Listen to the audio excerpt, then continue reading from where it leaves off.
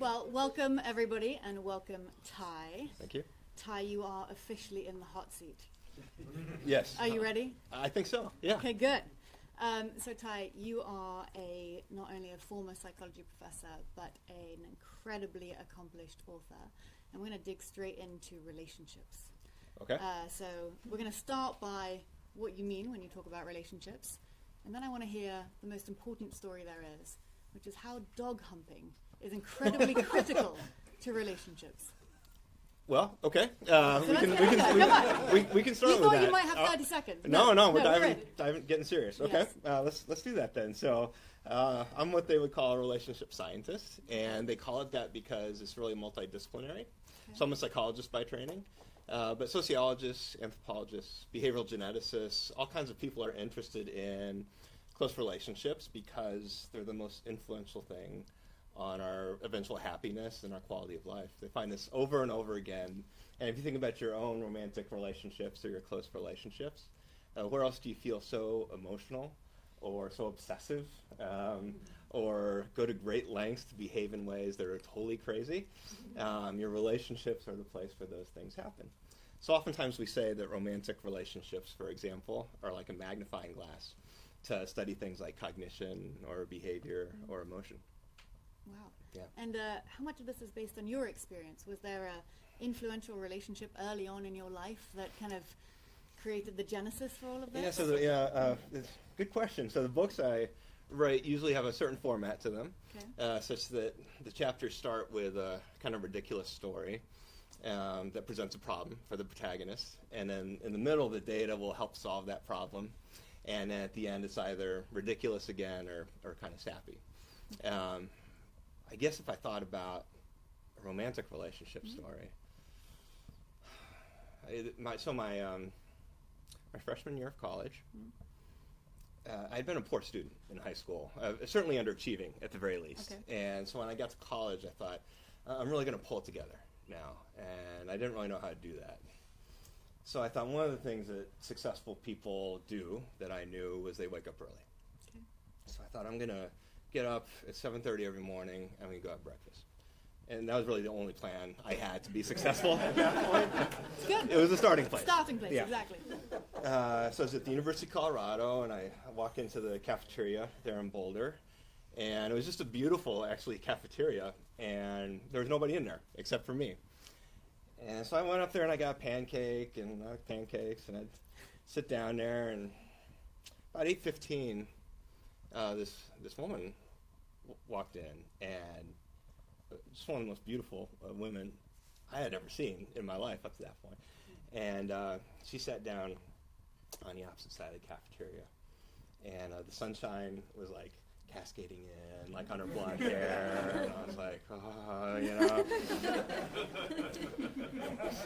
So I'm on one side, she's on the other side, and there's like a salad bar in the middle. The salad bar is critical to the story, obviously. Surprisingly, yes. So I think I want to be successful, but now I also want to talk to this woman. So Is it 8:30 yet? yeah. No, it's 8:16 at this point. I'm like, I got okay. to talk to her. My second book was about social awkwardness, so this will become relevant as well.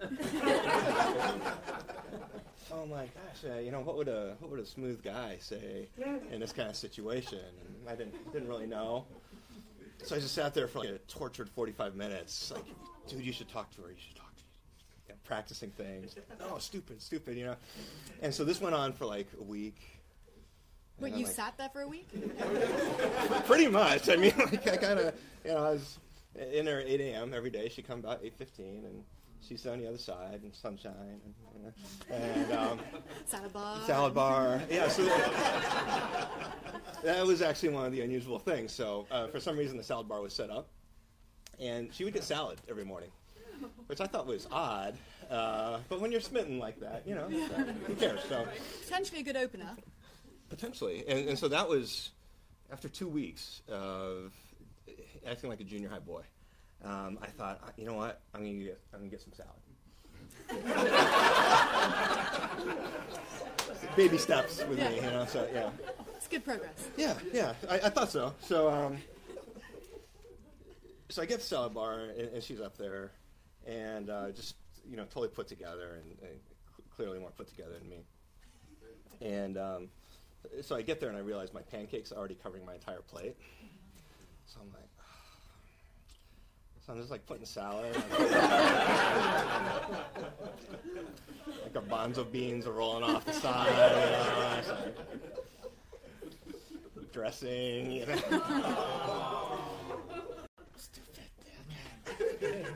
So I'm like kind of blushing and like I turn around to crawl back to my seat, and I felt this tug on my sleeve. And she said, "Why don't you bring your salad over here?" I was like,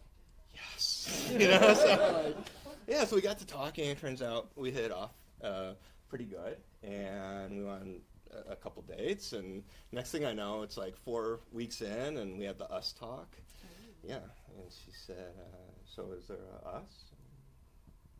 I said, "Sure."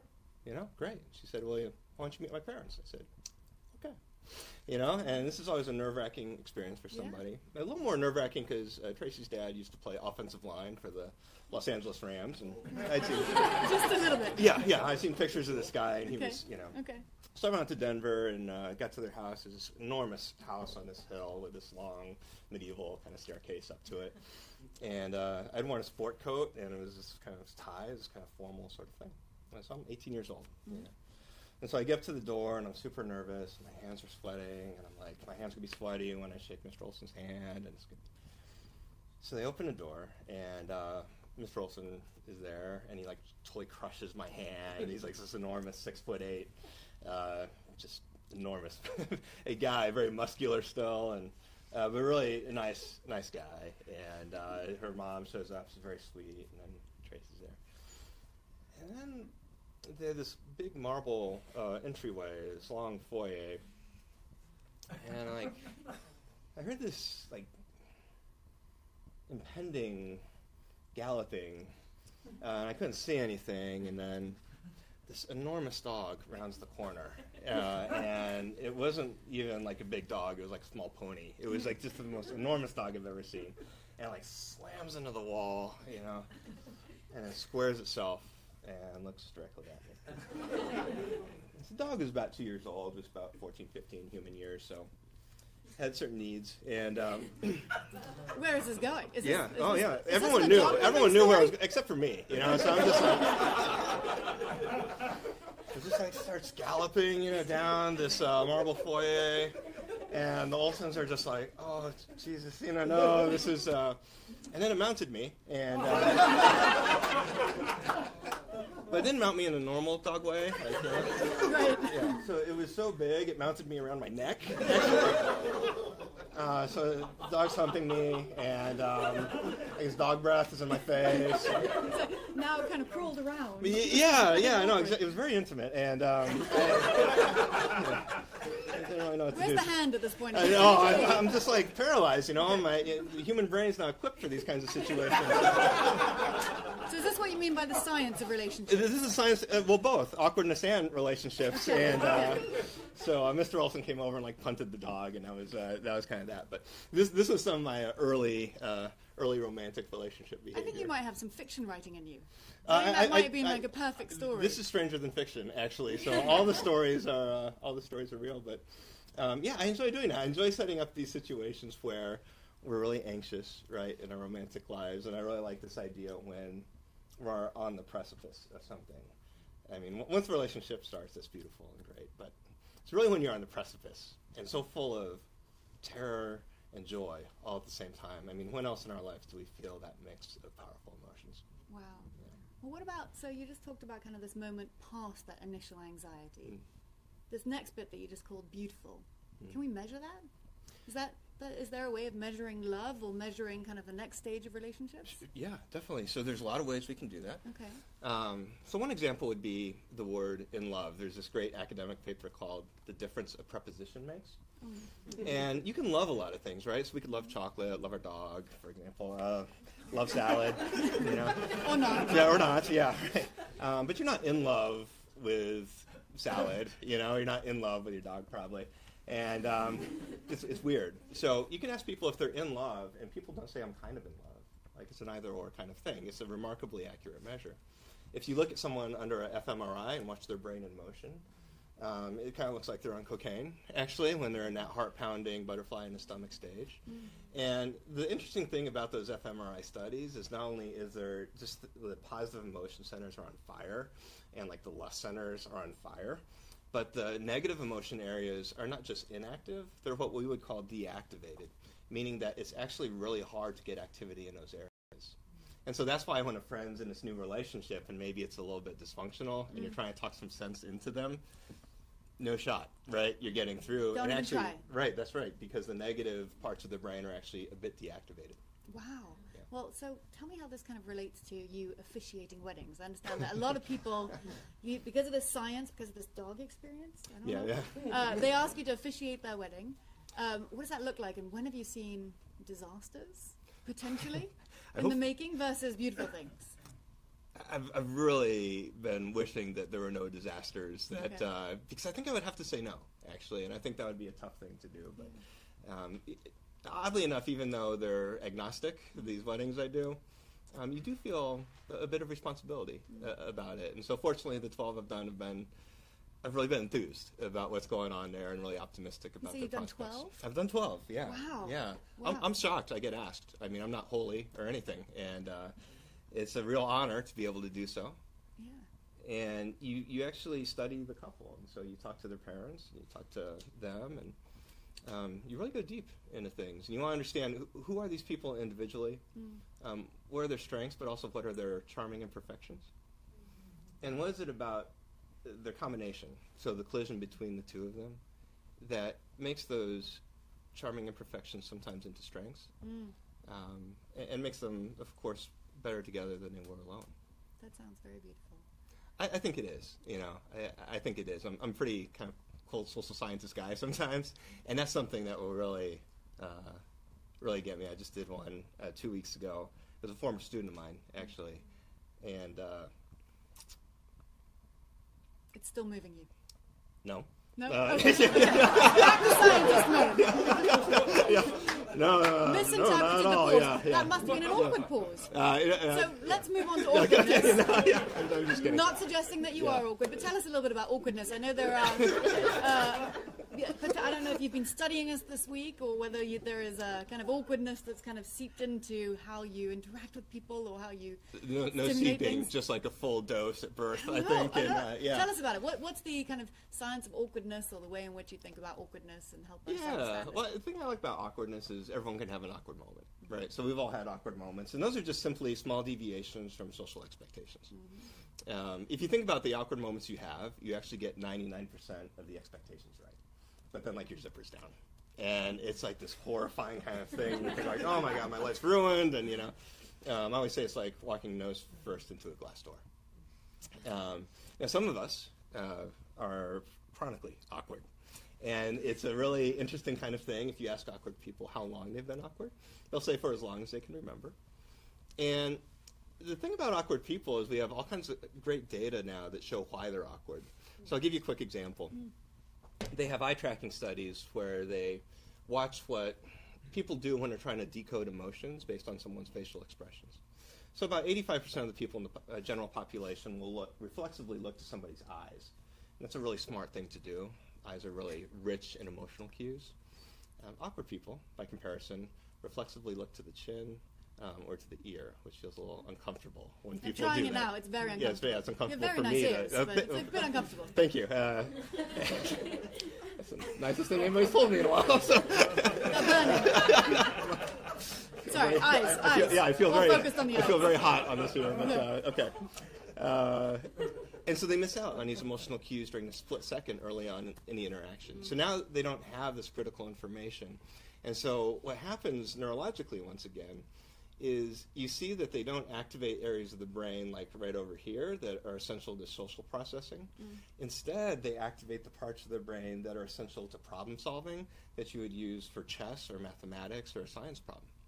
And it's really actually kind of heartwarming because what you can see is that the awkward person is scrambling like crazy to try to figure out what you're feeling and what you need. But they're putting together the pieces one at a time to try to create this whole. Wow, that sounds a little bit like what we've been doing this week. It's kind of deconstructing to reconstruct and thinking about kind of how we expose ourselves, whether we're awkward or not, to try and do that in the best possible way. That's such a great point. You know, the kind of reverse engineering that you're talking about is totally what awkward people do. They're disproportionately represented in the sciences and mathematics, ballet, fields where there's systematic rules that govern behavior, and it allows for obsessive interest to study the parts in order to perfect the whole. So is there anything that we can do when we encounter awkward people to make them feel more comfortable or to make them feel like awkwardness is actually something that we embrace? Yeah, I think one of the things I tell people is that the first 2 or 3 minutes might be weird with an awkward person, you know, and that's okay. Like, if you just give them a little bit of time to settle in, they usually do. And in fact, when I thought about writing Awkward, the book in the first place, it was from watching a lot of my friends who were just wonderful people and who were kind of clumsy during those first few minutes of social interaction. I thought, if they could just skip the first 5 minutes of social interaction, they'd probably be a lot better off, you know? But the good news is that a lot of awkward people learn to manage those early minutes of social interaction. And I mean, most of our social interactions are kind of like Groundhog Day, right? It's the same thing over and over again. And so awkward people do what they do well, which is they take the thing apart, and they learn the individual pieces, they obsess over those, and then they put those together into a coherent whole. And one of the most heartwarming things I think I heard when we were launching the book, and I'd do these radio shows, and they'd have callers call in. A lot of wives called in who had awkward husbands. And I thought, oh boy, you know, this is going to get awkward as they complain about something. And not a single person complained. In fact, what all of them said was that there's times when they don't understand a conflict they're having, or they don't understand why they're not getting their son or daughter in a certain way. And they say they inevitably talk to their awkward partner because they know that that partner has studied those interactions in great detail and has seen essential components that they've probably missed because they're more focused on the whole. Wow. I love that. I love embracing these differences and these parts of us that are so different. Yeah, So, I think that's one of the wonderful things, you know, is that awkward people are kind of quirky, they're kind of nerdy. Yeah. And there's nothing wrong with that, of course, but that's also why we find that they're more creative. We find that it's strongly correlated with giftedness and extraordinary achievement. It's coordinated with activities like entrepreneurship, for example, where people aren't satisfied with the status quo, and they will work obsessively to master a certain domain or area. Okay, well, I have one last question for Okay. you. Now that you've given us tools to understand how we manage other people who are awkward or ourselves, and think about relationships from the standpoint of your very embarrassing situation, so any of ours don't really compare, Oh, so no, it's no. okay. I got plenty more, too. There's- So, yeah. Oh, good. Okay, Yeah. well, we'll check with you afterwards. But what's next? What have you been studying this week or thinking about that's kind of going to help you move from love to awkwardness to... Yeah. I'm actually so in love with this idea of being on the precipice, of being on the verge of something, whether that's something negative. I have some friends who are almost sociopaths, you know, but not quite. That's like a whole different conversation. That's a whole other thing, right? Yeah. I have some friends who are almost successful. I have other friends who are almost in love. You know, I think that's where so much of the action occurs in life.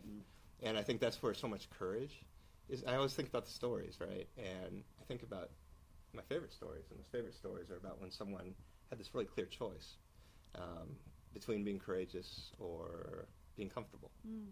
I just love those instances where they mustered enough to finally break through, and so I think that'll probably be the next project I pursue. I love that. Courage and comfort. Yeah. It's an amazing way to end and for us to think about the time that we have together. Thank you so much for being a mentor, and thanks for sharing that with us. Thank you.